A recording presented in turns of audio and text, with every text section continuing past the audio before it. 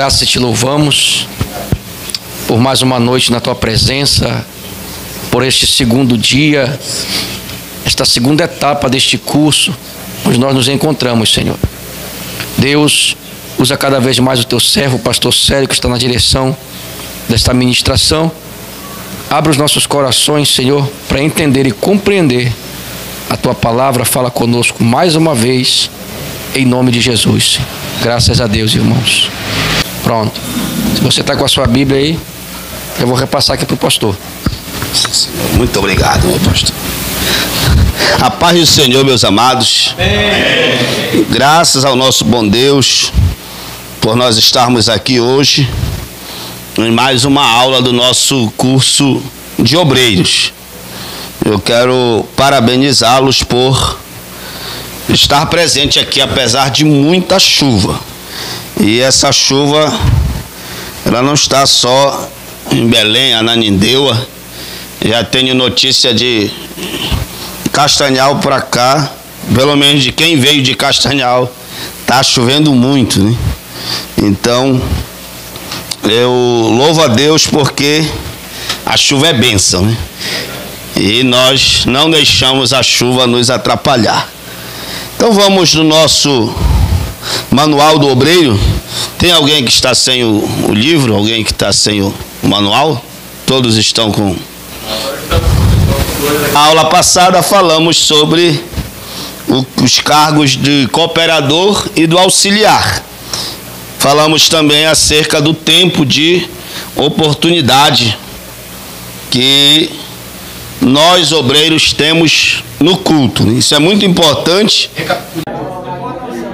O diácono, ele tem umas regalias. Um exemplo de comanda. Se na ausência do presbítero ou do evangelista ou de um... Então é muito importante a questão de nós conhecermos o nosso serviço como obreiros, esse serviço da diaconia, que fala sobre todo o serviço da igreja, né? O cooperador, que é um aspirante ao ministério. Nós falamos que o cooperador, ele é o substituto daquele oficial do ministério quando o oficial não estiver presente na congregação.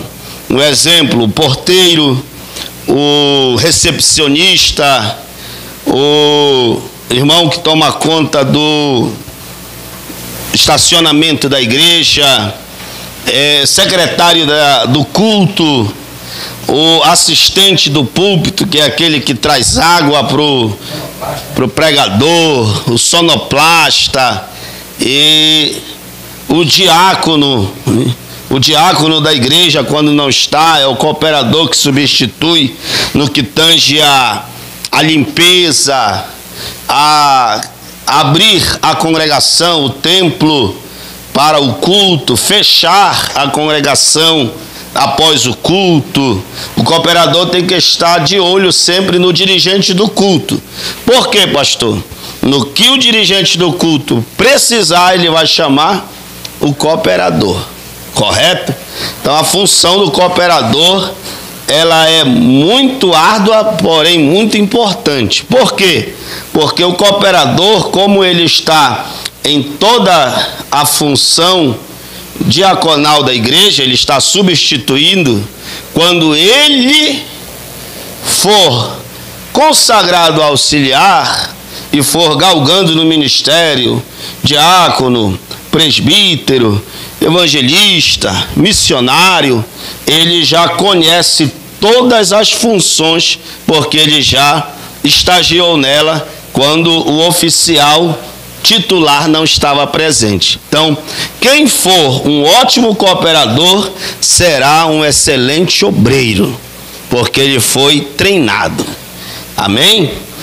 O auxiliar, ele já tem uma regalia um pouco melhor, porque ele já é consagrado ao santo ministério, ele é consagrado ao ministério local, ele também já tem uma liberdade maior no púlpito, ele já assiste o culto no púlpito, diferente do cooperador, que ele fica à disposição de todos os espaços na congregação quando está no culto, porque no que precisarem dele ele vai ter que estar à disposição, ao contrário do auxiliar, que o auxiliar já pode se assentar no púlpito.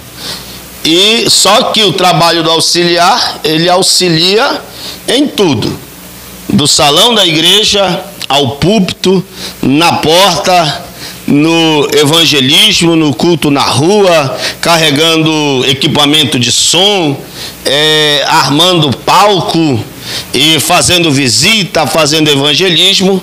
Ele é um auxiliar do trabalho. Se o pastor da igreja, o dirigente, designar para que ele esteja numa reunião de oração, como o círculo de oração, que é só mulheres, e o pastor designar que ele esteja na portaria, ou esteja dando um auxílio ali no círculo de oração, ele vai estar presente também, e assim por diante. É obrigação do auxiliar chegar cedo no culto,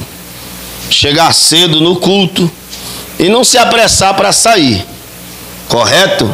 Geralmente nós obreiros somos os primeiros que chegam e os últimos que saem, ou pelo menos era para ser assim, né? Então o auxiliar tem a obrigação de chegar cedo, saber cantar hino da harpa. Ele vai trabalhar nessa função aqui. Ele pode iniciar o culto com oração, com a autorização do dirigente, cantar o hino da harpa, fazer a leitura da palavra.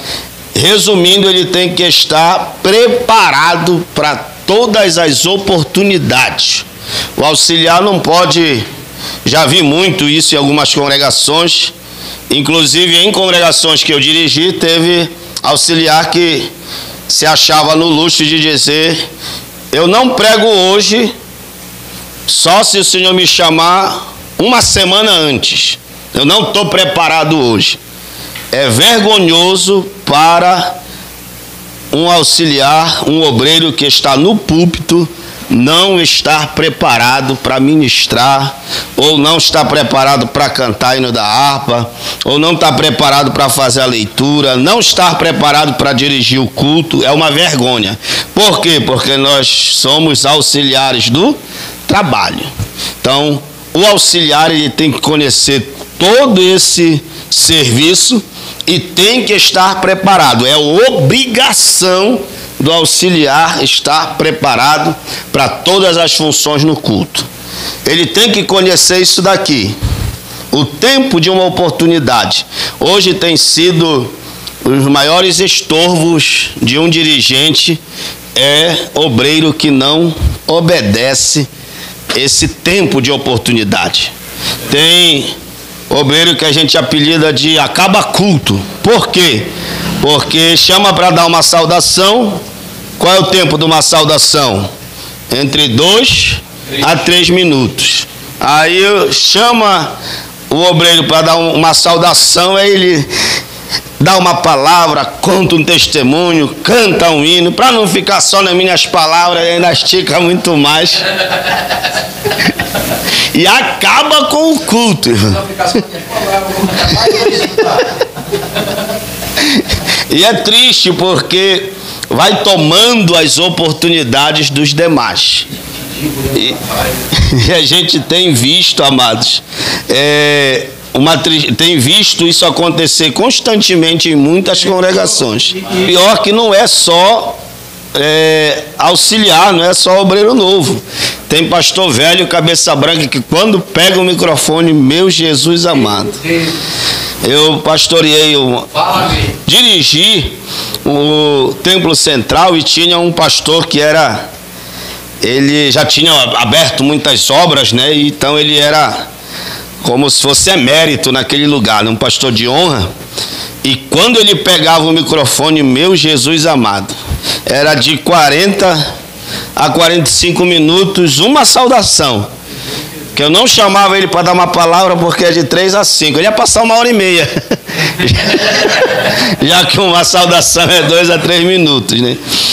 Então é muito triste quando esse horário não é obedecido, irmãos. Por quê, pastor? Porque O nosso culto, ele é trabalhado com ordem e decência.